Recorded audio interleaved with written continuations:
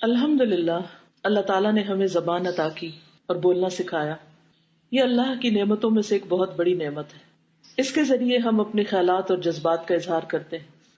جب ہم اس نعمت کا صحیح استعمال کرتے ہیں تو ہمارے بہت سے معاملات اور تعلقات اچھے ہو جاتے ہیں.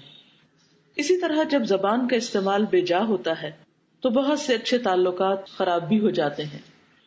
ہم جو کچھ بھی منہ سے نکالتے ہیں اسے ایک نگران فرشتہ لکھ لیتا ہے. ما یلفظ من قول الا لدیہ رقیب عتید. اس کا یہ مطلب نہیں کہ ہمیں کچھ بولنا نہیں چاہیے. ہاں، یہ ضرور ہے کہ جب بولیں تو پہلے تولیں. عام طور پر ہم کیا باتیں کرتے ہیں؟ عموماً ہماری باتیں ہمارے روزمرہ کاموں کی کہانی ہوتے ہیں. خواتین عام طور پر کھانا پکانے، گھر کی صفائی کرنے اور بچوں سے متعلق باتیں کرتی ہیں.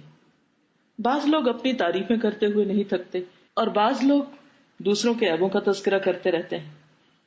کبھی ہم دوسروں پہ غصہ کرتے ہیں اور چیختے چلاتے ہیں، احسان جتاتے ہیں، اور کبھی ہماری گفتگو سیاست پر ہوتی ہے، ملکی اور بین الاقوامی حالات. کبھی موسم پہ تبصرے کرتے ہیں، کبھی ہم گنگنانے لگتے ہیں یا شکوے شکایات کرنے لگتے ہیں.